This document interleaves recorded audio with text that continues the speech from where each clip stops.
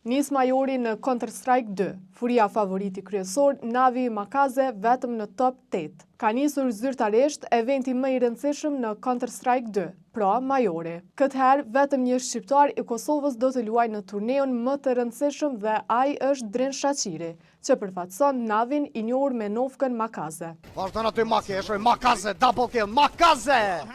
Triple kill!